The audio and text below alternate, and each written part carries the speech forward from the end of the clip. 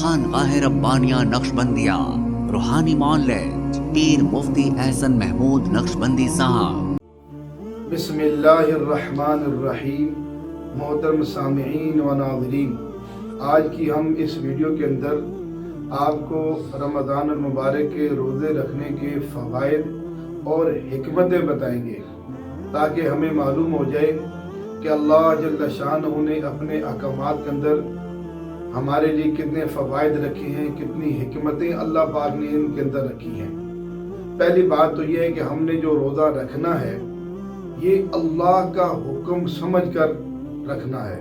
اور حضور پاک صلی اللہ علیہ وسلم کے بتائے ہوئے طریقے کے مطابق رکھنا، یہ بات تو پہلی ہوگی۔ یہ ہماری بنیاد ہے، اس بنیاد پر ہم نے روزہ رکھنا ہے،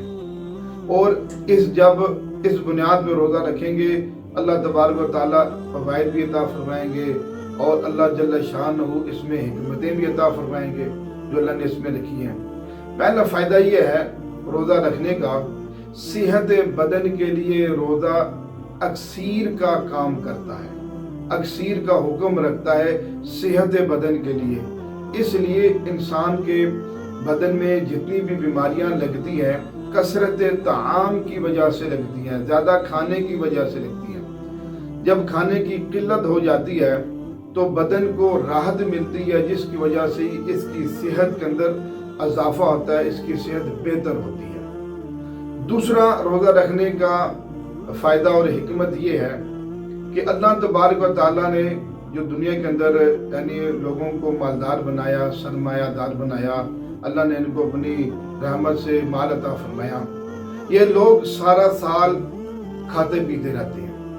اب جب رمضان مبارک کا مہینہ آتا ہے تو جب یہ کھانا پینا چھوڑتے ہیں روزے کی حالت کے اندر، اور ان کو کھانا پینا چھوڑنے سے تکلیف ہوتی ہے اور مشقت ہوتی ہے، اب اس مشقت پر اور اس تکلیف پر ان کے اندر احساس پیدا ہوتا ہے غریب مسلمانوں کا، ہمدردی پیدا ہوتی ہے غریب مسلمانوں کی۔ تو ہم تو سارا سال کھاتے پیتے رہتے ہیں، یہ بیچارے لوگ کبھی ان کو کھانا میسر آتا ہے، کبھی نہیں آتا، کبھی کس حال میں ہوتے ہیں یہ، تو ان کی ہمدردی اور کا جذبہ اللہ تبارک و تعالیٰ مالدار لوگوں کے دلوں میں پیدا فرماتے ہیں، اور پھر وہ مالدار لوگوں کے دلوں میں جب غریبوں کا جذبہ پیدا ہوتا ہے کہ وہ بیچارے سارا سال پتہ نہیں کو کتنے دنوں کتنے فاقے کاٹتے ہیں، کبھی ملتا ہے کبھی نہیں ملتا، ہم تو سارا سال کھاتے رہتے ہیں، پھر ان کی خدمت کا جذبہ پیدا ہوتا ہے کہ میں ان کی خدمت کم کریں، ان کو اپنی زکوٰۃ دیں، ان کو فطرانے دیں، ان کی اور عطیات کے ذریعے سے ان کی ضروریات پوری کریں۔ اللہ جل شانہ یہ جذبہ پیدا فرماتے ہیں۔ اصل میں یاد رکھیے جو اللہ کی ذات کو مقصود ہے، جو بنیاد ہمارا وہ جذبہ ہے۔ جس وقت تک جس انسان کے دل میں کسی بھی نیکی کا جذبہ پیدا نہ ہو وہ کام نہیں کر سکتا۔ ایک انسان نے کبھی نماز پڑھی کبھی نہیں پڑھی، لیکن جب اس کے دل میں یہ جذبہ آ گیا کہ یہ میرے رب کا حکم ہے، یہ حضور پاک صلی اللہ علیہ وسلم نے اس کا طریقہ بتایا ہے، یہ میں نے کرنا ہے، کل قیامت کے دن سب سے پہلے مجھ سے نماز کے بارے میں سوال ہوگا، پھر وہ شخص جب جذبہ آ گیا، نہ سفر نہ حضر نہ خوشی نہ غمی نہ صحت نہ بیماری، کسی بھی حالت میں اس سے نماز نہیں چھوٹی۔ اگر جذبہ نہیں ہوگا تو کبھی پڑھے گا، کبھی پرواہ نہیں کرے گا، احساس نہیں ہوگا اس کا۔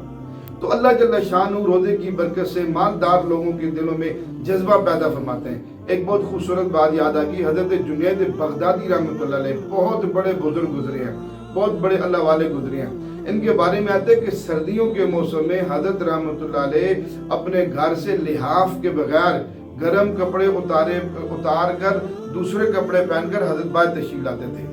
لوگوں نے ان سے پوچھا، مریدین نے پوچھا، حضرت آپ اتنی سردی میں کیوں ٹھٹھرا رہے ہیں، باہر نکل کے آئے ہیں؟ تو حضرت رحمۃ اللہ علیہ فرماتے تھے بات یہ ہے کہ میں اس لیے ٹھٹھرا رہا ہوں کہ بہت سارے میرے مسلمان بھائی ایسے ہوں گے جن کے پاس نہ گرم کپڑے ہوں گے، نہ لحاف ہوگا، نہ چادریں ہوں گی، نہ سویٹریں ہوں گی، نہ جانے وہ کتنی مشقت میں ہوں گے۔ تو میں اپنے آپ کو اپنے مسلمان بھائیوں کی ان ہمدردی کے اندر لیاب اتار کے آیا ہوں کہ تھوڑی دیر جس طرح وہ پتہ نہیں کتنے دنوں سے تکلیفیں برداشت کر رہے ہیں، تو میں اپنی بھائیوں کی ہمدردی میں بھی تھوڑی دیر کے لیے تکلیف اپنے بھائیوں کے لیے برداشت کروں۔ تو حضرت رحمتullah علیہ کا ایسا جذبہ تھا، تو وہ اس لیے تاکہ ہمارے اندر مسلمانوں کی ہمدردی پیدا ہو، احساس پیدا ہو کہ غریب لوگ جو ہیں وہ کس طرح گزارا کریں۔ یقین جانیے حقیقت بات یہ ہے، آج دنیا بھر کے اندر جتنے بھی ہمارے مسلمان ہیں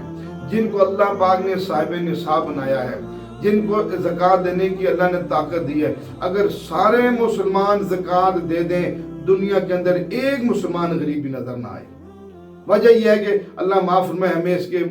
زکوٰۃ کے بارے میں معلوم ہی نہیں۔ انشاءاللہ میں نے نیت کیا کہ جا کر اس کے بارے میں ساری وضاحت کروں گا تاکہ اس اللہ کے حکم کی بھی پہچان نصیب ہو اور اس پر عمل کرنا ہمارے لیے آسان ہو۔ روزہ رکھنے کا تیسرا فائدہ اور تیسری حکمت یہ ہے کہ روزے سے یعنی خواہشات نفسانیہ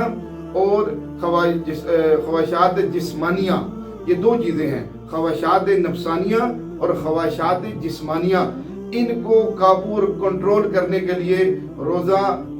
کا عمل بہت بہترین ثابت ہوتا ہے کہ انسان کی خواہشات بھی کنٹرول ہو جاتی ہے اور شہوات بھی کنٹرول ہو جاتی ہیں اور اطاعت الہی کے اندر یہ آگے قدم بڑھاتا ہے۔ فرمائیں کہ روزہ رکھنے کی ایک حکمت یہ ہے کہ روزہ رکھنا وہ ہے کہ انسان کے اندر جفا کشی کا اعلیٰ نمونہ ہے۔ انسان کے لیے روزے کا عمل جفا کشی کے لیے اعلیٰ نمونہ ہے، اس لیے جو مسلمان روزے کا عادی ہے بڑی سے بڑی مشکل سہنے کے لیے اللہ پاک اس کے اندر قوت برداشت پیدا فرما دیتے ہیں۔ مثلا اب اگر کوئی مسلمان اللہ نے اس کو موقع دیا میدان جنگ کے اندر حاضر ہونے کا، تو اب میدان جنگ میں 2 دن کھانا نہ ملے، 4 دن نہ ملے، اس کے اندر وہ قوت اللہ برداشت کرنے کی روزے کی برکت سے پیدا فرما دیتے ہیں کہ وہ اتنی بڑی جفا کشی کے اندر بھی وہ بھوک اور پیاس کو برداشت کر رہا ہے۔ اسی طرح اس میدان جنگ کے علاوہ بھی دنیا کے اندر حالات آتے رہے، سفر کے اندر کئی دفعہ 2 دن نہیں کھانا ملتا، کوئی ایسے حالات آتے ہیں انسان کے اوپر، تو روزے کی برکت سے اس جفا کشی کو، اس مصیبت کو، اس تکلیف کو برداشت کرنے کا اللہ تبارک و تعالیٰ مادہ پیدا فرما دیتے ہیں۔ تو اب ایک اور فائدہ روزہ رکھنے کا یہ بھی ہے کہ روزہ رکھنے سے اللہ تبارک و تعالیٰ مومن کا رزق بڑھا دیتے ہیں۔ حدیث پاک میں آتا ہے نا، وَيُزَادُ فِيهِ رِزْقُ الْمُؤْمِنِ، اللہ جل شانہ رمضان مبارک میں اپنے بندوں کا رزق بڑھا دیتے ہیں۔ بظاہر کیا لگ رہا ہے کہ رزق کم ہو رہا ہے، بظاہر ہمیں ایسا لگتا ہے کہ رزق کم ہو رہا ہے، لیکن ایسی بات نہیں ہے، تو غلط بات ہے۔ حقیقت بات یہ کہ اللہ پاک رزق بڑھاتے ہیں کہ ہمارے دسترخوانوں پر رمضان المبارک میں وہ چیزیں ہوتی جو پورے سال میں نہیں ہوتی،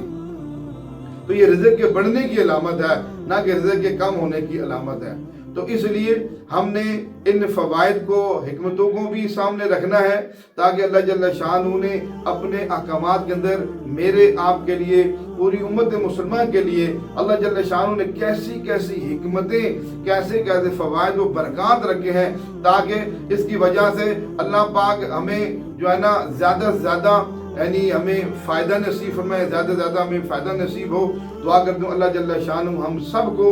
اللہ کے احکامات کو پہچان کر حضور پاک صلی اللہ تبارک و تعالی علیہ وسلم کے طریقوں پہ پورا کرنے کی توفیق نصیب فرما دے۔ وآخر دعوانا ان الحمدللہ رب العالمین۔ ہمارے ہاں جادو، جنات،